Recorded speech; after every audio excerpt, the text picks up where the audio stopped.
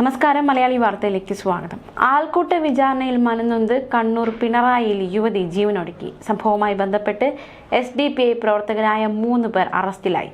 പ്രതികളെ റിമാൻഡ് ചെയ്തു. ഈ യുവതിയുടെ ആത്മഹത്യാ കുറിപ്പടക്കം പോലീസ് കണ്ടെത്തി.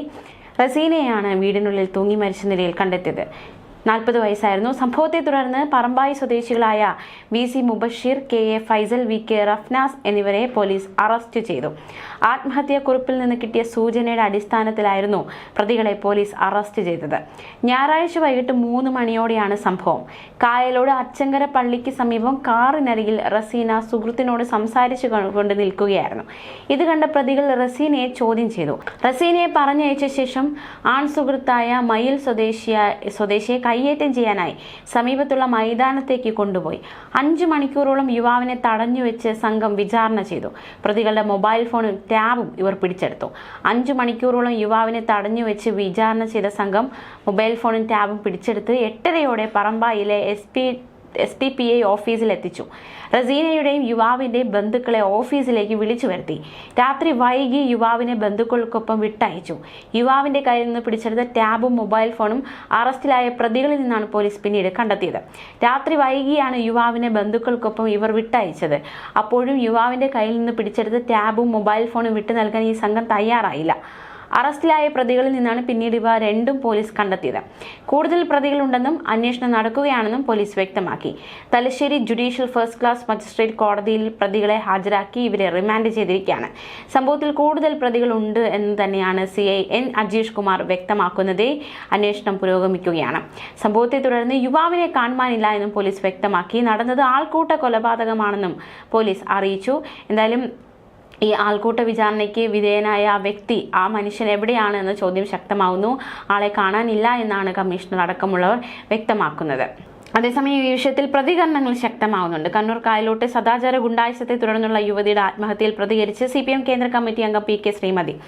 കായലോട് നടന്നത് താലിബാനിസമാണെന്ന് PK ശ്രീമതി പറഞ്ഞു. തന്റെ ഭർത്താവല്ലാത്ത ആളോട് ഒരു മുസ്ലിം സ്ത്രീ സംസാരിക്കാൻ പാടില്ലെന്ന ചിലരുടെ ചിന്താഗതി, അതാണ് യുവതിയുടെ ആത്മഹത്യയിലേക്ക് നയിച്ചതെന്നും ശ്രീമതി ടീച്ചർ വിമർശിച്ചു. തീവ്രവാദ പ്രവർത്തനത്തിന്റെ ഭീകരത കൃത്യമായി ബോധ്യപ്പെടുത്തുന്ന സംഭവമാണ് കായലോട് നടന്നതെന്നും ശ്രീമതി പ്രതികരിക്കുകയുണ്ടായി.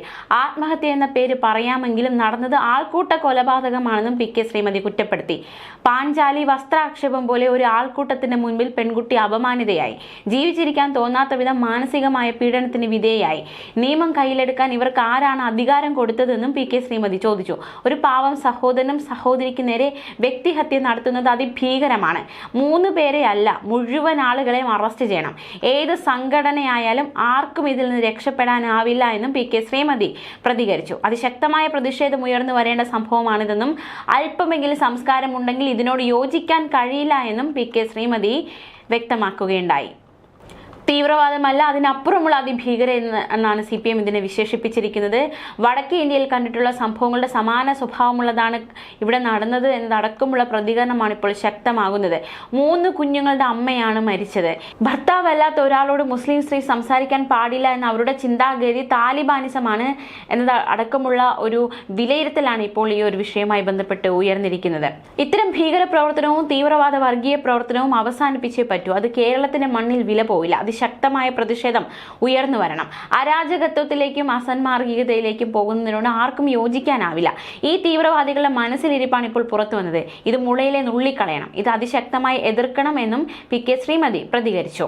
മുഖ്യമന്ത്രിയുടെ മണ്ഡലത്തിലെ പിണറായി പോലീസ് സ്റ്റേഷൻ പരിധിയിലാണ് സംഭവം എന്ന് ചൂണ്ടിക്കാട്ടിയപ്പോൾ അത് ഇന്ന സ്ഥലത്ത് എന്നതല്ല, കേരളത്തിൽ എവിടെയായാലും പിന്നീട് ജീവിച്ചിരിക്കാൻ തോന്നാത്ത തരത്തിലുള്ള അതിഭീകരമായ മാനസിക പീഡനമാണ് ആ സഹോദരി അനുഭവിച്ചതെന്നും ശ്രീമതി ടീച്ചർ പ്രതികരിക്കുകയുണ്ടായി. ചൊവ്വാഴ്ച രാവിലെയോടെയാണ് റസീനയെ കിടപ്പുമുറിയിൽ തൂങ്ങി മരിച്ച നിലയിൽ കണ്ടെത്തിയത്. എന്തായാലും പ്രതികൾ SDPI പ്രവർത്തകർ റിമാൻഡ് ചെയ്തിട്ടുണ്ട്. എന്താണ് സംഭവിച്ചതെന്നടക്കമുള്ള ചോദ്യങ്ങൾ ശക്തമാണ്. പ്രതികളെ Thalassery judicial first class magistrate കോടതിയാണ് റിമാൻഡ് ചെയ്തത്.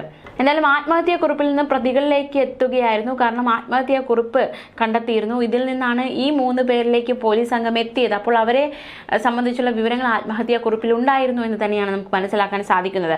ആൾക്കൂട്ട വിചാരണയിൽ കൂടുതൽ ആളുകളുണ്ട് എന്ന നിഗമനത്തിലാണ് നിലവിൽ പോലീസ്. സംഭവം നടന്ന പ്രദേശത്തെ CCTV ദൃശ്യങ്ങൾ പരിശോധിച്ച് ഇക്കാര്യത്തിൽ വ്യക്തത വരുത്തുമെന്ന് പോലീസ് അറിയിച്ചു.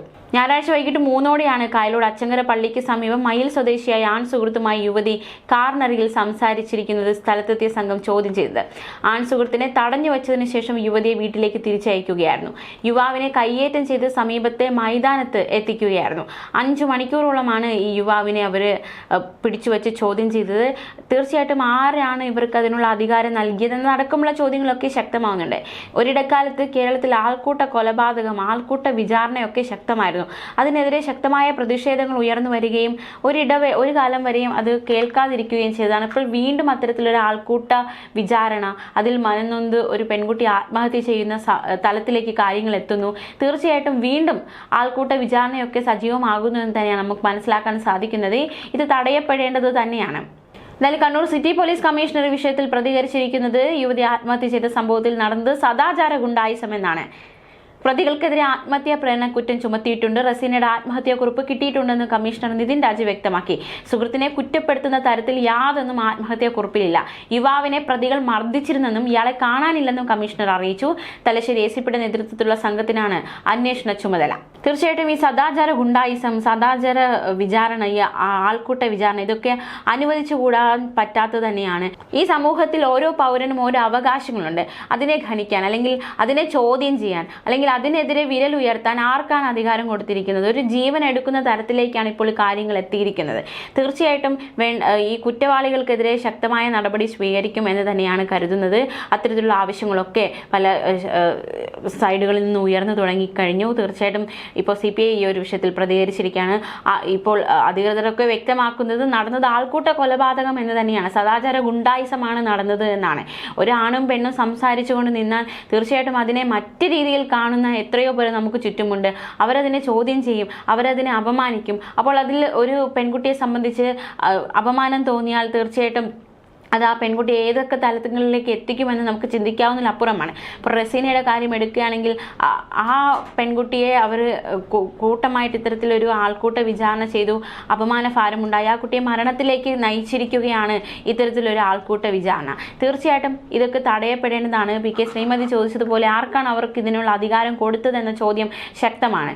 ഇത് ഒരു ഭീകരത എന്നതിനപ്പുറമുള്ള ഒരു കാര്യമായിട്ട് തന്നെയാണ് ഇതിനെ PK ശ്രീമതി ടീച്ചർ വിശേഷിപ്പിച്ചിരിക്കുന്നത്. തീർച്ചയായിട്ടും 5 മണിക്കൂറോളമാണ് ആ യുവാവിനെ തടഞ്ഞു വെച്ച് ചോദ്യം ചെയ്തത്. അതിനുശേഷം അദ്ദേഹത്തിൻ്റെ ആ ലാപ്ടോപ്പ് അടക്കമുള്ളവ പിടിച്ചു വയ്ക്കുന്നു, അത് തിരിച്ചു കൊടുക്കാതിരിക്കുന്നു. പോലീസ് എത്തിയാണ് പിന്നെ അത് കണ്ടെത്തുകയും തിരിച്ചു കൊടുക്കുകയും ചെയ്യുന്നത്. അപ്പോൾ ഇതൊക്കെ നമ്മുടെ സമൂഹത്തിലാണ് നടക്കുന്നത് എന്നതാണ് ഏറ്റവും ശ്രദ്ധേയമായ കാര്യം. അത് എവിടെ നടന്നാലും അത് അംഗീകരിച്ചു കൊടുക്കാൻ പാടില്ലാത്തത് തന്നെയാണ്. ഇതിനെതിരെ ശക്തമായ ഒരു നടപടി വേണമെന്ന ആവശ്യങ്ങൾ ശക്തമാകുന്നുണ്ട്, ഉയരുന്നുണ്ട്. തീർച്ചയായിട്ടും ഇനി ആ യുവാവിനെ കണ്ടെത്തേണ്ടതായിട്ടുണ്ട്. ഈ യുവാവിനെ എതിരെ ആത്മഹത്യാക്കുറിപ്പിൽ യുവതി ഒന്നും പറഞ്ഞിട്ടില്ല. അതുകൊണ്ട് തന്നെ അത്തരത്തിലുള്ള യാതൊരു കാര്യങ്ങളുമില്ല. എന്തായാലും ഈ പ്രതികൾക്ക് ഇനിയും ഉണ്ടാകും എന്ന് തന്നെയാണ് പോലീസിന്റെ നിഗമനം. അതനുസരിച്ചുള്ള ഒരു അന്വേഷണമാണ് പോലീസ് ഇപ്പോൾ നടത്തുന്നത്. തീർച്ചയായിട്ടും വരും മണിക്കൂറുകളിൽ കൂടുതൽ നടപടികൾ ഒക്കെ ഉണ്ടാകും. ഈ ഒരു സംഭവം ഇപ്പോൾ തന്നെ വിവാദമായി തുടങ്ങി. കാരണം ഇത്തരത്തിലൊരു രാഷ്ട്രീയ തലത്തിലുള്ള ഒരു പ്രതികരണമൊക്കെ സംഭവവുമായി ബന്ധപ്പെട്ട് വന്നു തുടങ്ങി. ന്യൂസ് ഡെസ്ക് മലയാളി വാർത്ത.